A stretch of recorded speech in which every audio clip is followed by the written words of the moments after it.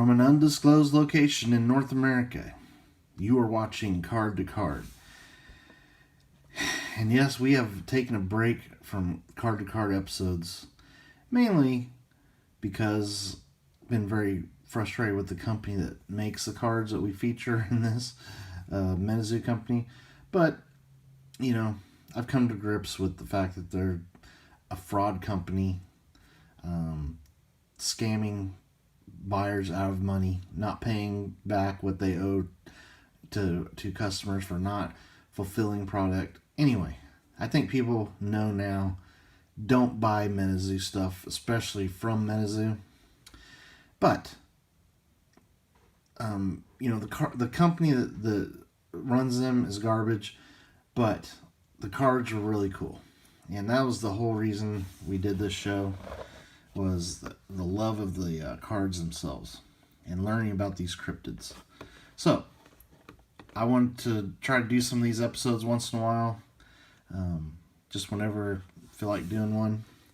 And this week, we are going to talk about, this is from the UFO first edition set, the Haddock Goblin. And I had never heard of this cryptid before. Kind of looks like Goblin. He has a fish there.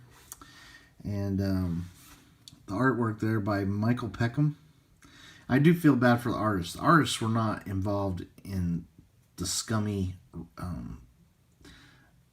way that the company was ran. The artists, they got screwed too. They lost their jobs because this company was so misran.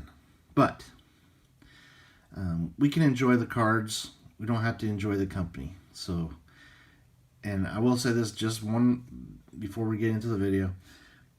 The boxes are so cheap now. I don't say not to buy any from off of eBay or anything. They're fun to open. The cards are great. It just, don't expect the cards to ever go up in value because it's a dead card game. They are defunct.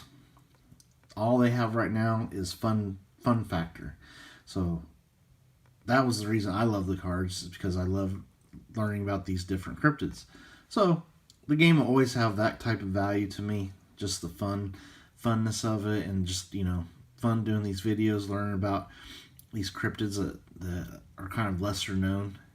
And just don't go out and pay anything that you don't overpay for MetaZoo stuff, and never buy from MetaZoo. Those are my things I wanted to talk about. Okay, so the Haddock Goblin. Yes, this is from the UFO set. You actually see a spaceship back there. I do anyway. And you got this forest. You got some rocks there. By some water. He's getting ready to eat a fish. It's very reminiscent of Golem.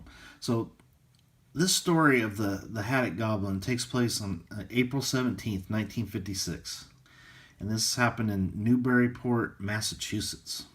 And there's a man named Samuel Jansen.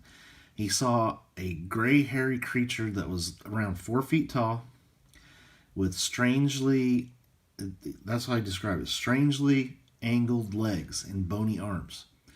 And the creature was spotted running through a marsh area. And Samuel was over there by that marsh because he had been out fishing.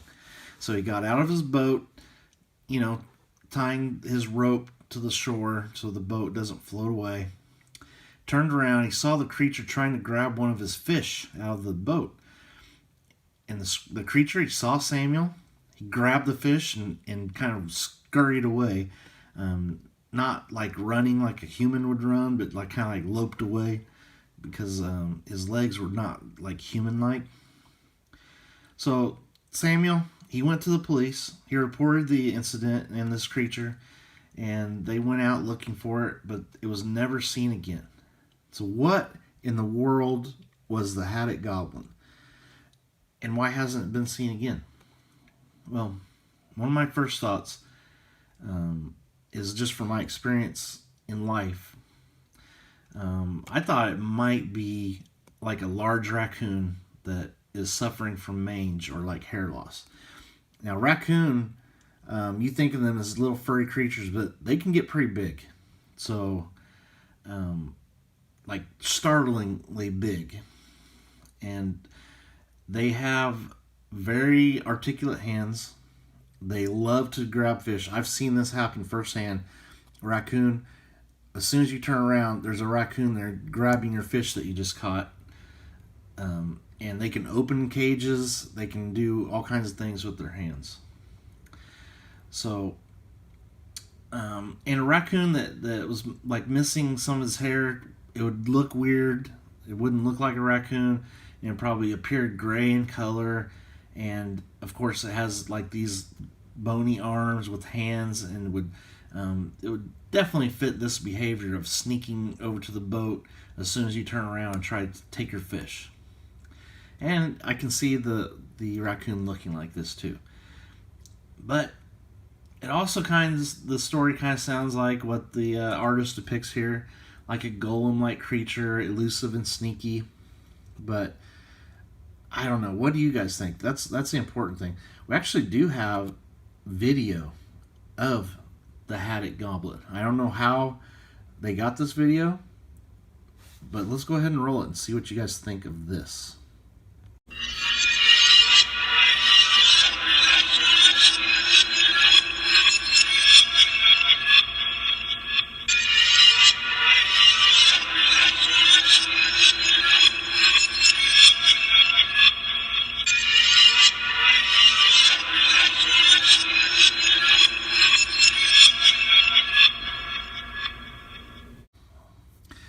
Okay, very chilling, and that looked very much like this creature here on here, but I think that was maybe not the Haddock Goblin. Maybe it was some other goblin. But thank you for bringing that video and creeping us out.